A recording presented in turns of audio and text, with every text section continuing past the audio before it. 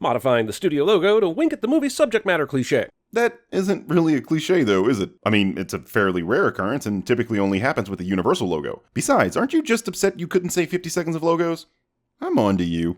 Though, also, you can't wink at a future 26th century Fox if you're still using 20th century Fox in the 21st century. 20th Century Fox isn't there to denote the century, at least on this logo. It's there because it was in the original name of the independent studio 20th Century Pictures, which was formed in the 30s, or the 20th century. This is like being mad at Universal for being named after the universe and only ever showing the Earth. I mean, didn't they just steal the Devil's Anus thing from the Trash Planet in Thor Ragnarok? Considering the Battle Angel Alita manga predates Thor Ragnarok by 27 years, Jeremy makes a pop culture reference that isn't a sin of the film cliche. Jeez, I thought my keyboard was dirty. Looks like you'd get a staph infection after you wrote half a page of a Word document. This keyboard doesn't look dirty so much as it looks old. You can see the color wearing off the keys. If you want to see an actual dirty keyboard,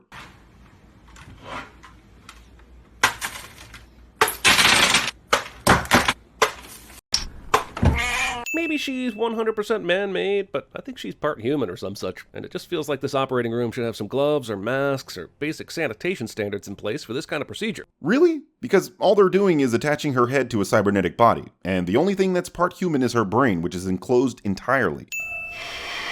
The eyes are still too big. Are they, though?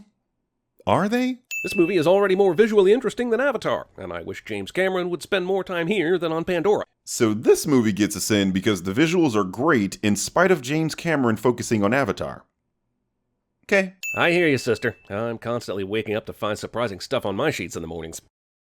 Cringe. Man, for a guy that's super fascinated with his creation, Ito sure is leaving her the hell alone after she wakes up. And sure, he probably didn't know exactly when she'd wake up. But shouldn't he be on some sort of watch? This is like the lighthouse guy leaving Atlanta alone on the couch in Aquaman. Where does the movie imply that Ito is super fascinated with his creation, especially to the point that he can't leave her in a bed to rest? What the film does show us is that Ito treats the situation as a father-daughter relationship, even going so far as to give her his deceased daughter's name. Also, Jeremy makes a pop culture reference. Eat this. Get your sugar levels up. What a dick. She's a barely sentient cyborg that's been awake for like 10 minutes. Couldn't he peel the orange for her? This is not the actual sin of this scene. The real sin here is that she's cognizant enough to put on and wear clothing, but she doesn't know what an orange is. This was my problem with this movie, that Alita apparently cannot remember anything, even to the point of not knowing what an orange is, but she somehow knows slang and knows what shirts are and how to use them. If her brain is working at a sort of primal state for humanity, one would think she would intuitively know what food is and would be confused at clothing. This movie has it backwards is what I'm saying. But your very human brain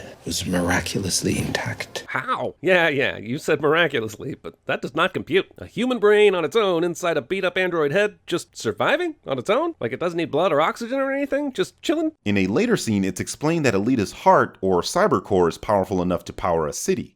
Have a look at your original cybercore. This is your brain, a normal, healthy teenage girl's brain. But this is your heart, part of your original core, powered by an antimatter microreactor. So I've got a strong heart. You have a heart strong enough to power all of Iron City for years. This means that her cybercore is what was keeping her brain alive, albeit in a suspended state. You know, it's good to know that even in the 26th century, scrub wear for medical personnel will be completely unchanged. No extra pockets, no better fit, just still scrubby. Scrubs don't have pockets because that gives a hypothetically hysterical patient something to grab onto. If it ain't broke, don't fix it. What's that? Zalad, the last of the great sky cities. Especially after Matt Damon's dumbass everything up on Elysium back in the 22nd century. Jeremy makes a pop culture reference. Nobody from down here ever goes up. It's a rule that's never broken. Rules that are never broken in movies exist solely to be broken. This is Chekhov's broken rule. You wouldn't bring it up at all if you weren't planning to break it later. I'm on to you, screenwriter. This particular film subverts Chekhov's gun because they never actually go to Zalem in this movie. Once again, I know that Ito's busy with something, but he's totally ignoring his prize creation in the middle of a busy market where he knows there's dangerous walking about. This is the second time you failed to realize that Ito is treating this as a father-daughter relationship. In other words, Jeremy is a helicopter parent. Yeah, these two are falling instantly in love and all, but we need to talk about this man. He's buying a conical hat right now. This man is going on a 15-second tirade about an extra in this film. While funny, this had nothing to do with this film at all, and when I parodied this in my Avengers Endgame video, I got shit because people didn't know what I was doing. So you see, this is why I go, skip.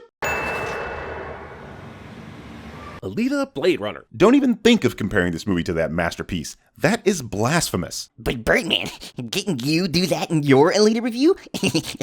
What the I thought Future Birdman killed your ass. Yep, sorry about that. I only shot at his legs. You know, this is YouTube. That which does not kill me only makes me stronger. Allow me to take a crack at this clown. Oh shit, it's Vegeta. It sounds like Vegeta, but due to international copyright laws, it's not. But still, I'm going to run like it is Vegeta. Though it isn't. Eat this! Final flash!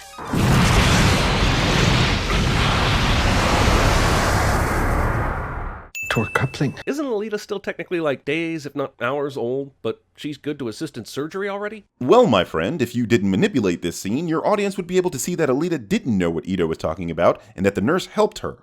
Torque coupling.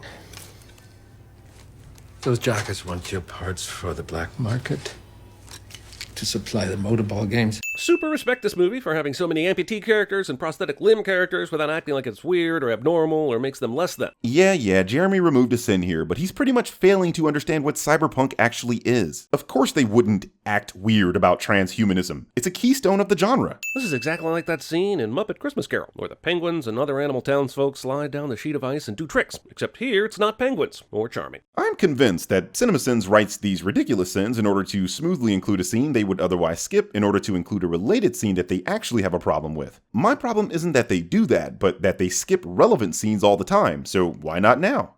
Is it with fantasy worlds and their made-up games? Pod racing, rollerball, Quidditch, skeet surfing, flamingo croquet, ambo jiu-jitsu, now f***ing motorball? Hey Jeremy, all games are made up. Besides, motorball is an integral part of the story in the manga. You know, the reason for the existence of this movie in the first place? I believe you trust Vector. Also, don't call me Vector, Victor. Jeremy makes a pop culture Best way to learn is to go in. I know she's a natural badass war machine, but all Hugo knows is that Alita can barely f***ing skate. So is playing the actual game seriously the best way to learn? That's like telling a toddler, go ahead and run this 5K, see what happens. That's not even remotely the same thing. Besides, Alita has demonstrated she's a natural when it comes to balance and avoiding danger in the scene with the Centurion. Didn't I tell you to be home before dark? What's the big deal? Yeah, what is the big deal? At least to Ito. He was asleep on the goddamn couch when Alita walked in, so it's not like he got too worked up about her being late. That's beside the point. If he told her to be in before dark and she wasn't, that's the big deal. What the hell is up with parents these days and allowing their children to do whatever the hell they want because it's not a big deal? If I wasn't in when the streetlights came on, there would be no Birdman today. Eat this. You still need proper nourishment for your brain. I have so many bio questions that will not be satisfied for the remainder of this movie. From lungs to nutrition to hearts to brain stems, I am thoroughly confused about how any of this works. In the scene that I played earlier, it's explained that her cybercore is what is responsible for her life functions. If you don't accept that, well, the manga goes further in depth with these concepts, like the fact that she does indeed have a stomach. All you need to know is that Alita can eat food and can process it into energy for her human brain. I wonder what it's like up there. They say I don't belong, I must stay below alone. Jeremy singing. It's a trap. Looking for me. The better question is, why didn't they see this monstrous cyborg right in front of them a few seconds ago? Because he wasn't there a few seconds ago? Thanks for bringing a girl. That's gonna save us some time. God, if this dude discounted Heath Ledger's Joker any harder, he'd be asking Ito why he's so serious. No, if you want a discount Heath Ledger Joker, follow this link. Yeah! No. What is holding this cyber brat's doll to the wall? Is there a magnetic charge holding her in place for this foot smash kill shot? She's a good 12 feet off the ground. Well, if you were actually paying attention, you would see that the spikes in Nissiana's limbs are what's causing her to stick to this wall. I don't care how cracked out this asshole is. Why'd he kill the girl? Ito explains that she was simply in the way and couldn't move fast enough. Besides, you'd be surprised at the lengths crackheads go to get high. Come on, man. Wait, man, I'll suck your. You have a heart strong enough to power all of Iron City for years. Yeah, but did she build it in a cave? So you're just going to skip the scene that explains her biology. Besides, she's not Tony Stark. With the box of scraps! So I'm 300 years old. Sweetheart, you are. If that's the case, she certainly deserves better than being called sweetheart. Hold on, what the hell does this mean? That I cannot call someone old sweetheart? Well, sweetheart, I'm calling bullshit on that idea. Sweetheart. You promised me champions. Of course she's f***ing Vector, because how else could a master cyborg engineer climb her way up to Zalem? Where were we? Yeah. Chiron is being manipulated by Vector the same way he's manipulating Hugo with the false promise of sending them to Zalem. She's being Weinsteined is what I'm saying. Also, I know Zalem's pretty hot and all, but this place looks comfortable as hell, man. And even the doctor's pad is pretty roomy. Is living in the lap of luxury in Iron City that much worse than going up to the Sky City? I mean, yeah. If that weren't the case, what would be the purpose of a floating city that even these obviously rich people want to get to? I strongly suggest you listen to Dr. Shirin. Nova, my apologies. Man, Ed Norton really can just disappear into a role, can he? I'm going to ignore this vague and frankly incomprehensible sin and point out that this scene indirectly explains cyborg physiology and you're just ignoring it. No one will be seated during the Speed Racer portion of the movie, which in 20 years a bunch of idiots will wrongly declare was the misunderstood genius portion of the movie. So CinemaSins is looking at cyborgs essentially roller skating and went with Speed Racer as an analogy. You know, the franchise about cars. Every few years, they choose a player that can't be beaten, and he gets to go to Zalem. Okay, several things here. First, what's up with the he pronoun, since there are clearly women competing? There's nothing wrong with using he in this instance. It's probably usually a male that wins these contests, especially considering the best player is currently a male and the fact that the game overwhelmingly features male players. Hell, we only see 2 female contestants in the whole movie, Screwhead and Alita herself. What's up with the dry eyes, smoky cloud walls? Anyone want to take a stab at explaining that? Anyone? Sure.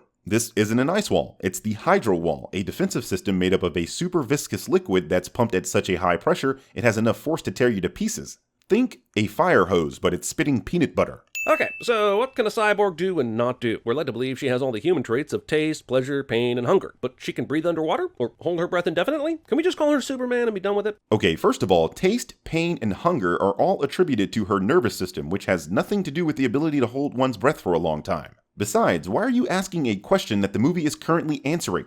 I don't get it. You hate exposition, but you constantly bitch when it isn't given to you. I knew that ship. I've been on others like it, haven't I? Oh, whatever you were, it's not who you are now. This movie alternates sharply between giving me too much information and giving me no information, and it's annoying. Only once the drugs are done, I feel like dying. When Jennifer went in for her bionic implant, she asked for something temporary, but the doctor heard topiary. She woke up with pruning shears for an arm, and now her bush is legendary. I'm just gonna let y'all marinate on the fact that CinemaSins just equated pubic hair to topiary. Come to my world. Is this movie trying to make a Nightmare on Elm Street reference with Jackie Earle Haley, who played Freddy Krueger in the 2010 reboot? Because that is way too far out of left field for this movie. Actually, if you just watch the scene only like 15 seconds from now, Gruishka explains that he lived in the area below the bar. Oh, you were right. A warrior's spirit needs a warrior's body. Damn it, but wasn't his whole thing about her starting over? Just because she got her ass kicked by Gruishka doesn't mean his entire philosophy on her getting out of the battling business should have changed. It's more so that Ito is simply accepting her for who she is and realized that he was holding her back from her destiny. I mean, yeah, it's cheesy, but hey, that's manga for you. So the blue eyes mean Nova has taken over? Sorry, sometimes I laugh at my own jokes. Ova instead of over? That's racist. Also, that f***ing laugh. I'd do whatever I had to for you. Ah, yes, the realization that you've started dating a cyborg killer who will let herself into your apartment through windows whenever she pleases. Start looking for warning flags, Hugo. I'd give you my heart. Take it. That's a flag. It's all or nothing with me. A big red one, waving in the breeze. That was pretty intense, huh? F***ing run, dude. I don't know. The crazy kind of makes it hot. If you wreck this body, I can't fix it. Which is why you'd immediately risk losing it to a motorball competition, right? Seriously, I understand that she's trying to get to Zalem with her boyfriend and all, but this seems like a very silly thing to do right after she gets her ass handed to her by Gruishka. Why does that even matter? She lost that body because it had nowhere near the capabilities of this one, and even then she sent Gruishka running like a bitchka. Give it up for Alita! So far, the movie has shown me Alita playing motorball a grand total of once, and that was in a backyard scrimmage for like 10 minutes. So what would make her think she could dominate at this level? I know she's physically gifted, but that doesn't always translate to sports, man. Remember, Michael Jordan sucked ass at baseball. You dare disrespect the GOAT like that? Baseball is much more of a skill game than a physical sport, and Jordan only played because he was honoring his recently deceased father. A better example would have been Bo Jackson, a guy that showed exactly how physicality can transcend multiple sports. What are you doing? It's a setup. You gotta get out of there. He had this helmet communication device the whole time, but just now started to use it? When and where else could he have used this, Jeremy? What the hell are you asking for? She must have said something in the locker room that these guys did not like. Victim shaming? You mean victim blaming. If you're going to virtue signal, do it properly. She's Ninja Jesus at this point. She's unstoppable. She's Neo meets Lucy. It's fun to watch, but there's no tension. Oh, so it's not okay that Alita is Mary suing it up, but when Rey did that in The Force Awakens, you came so hard I imagine your house looked like that one scene in Scary Movie. Clean up in aisle U. Alright, I'll also send myself for that.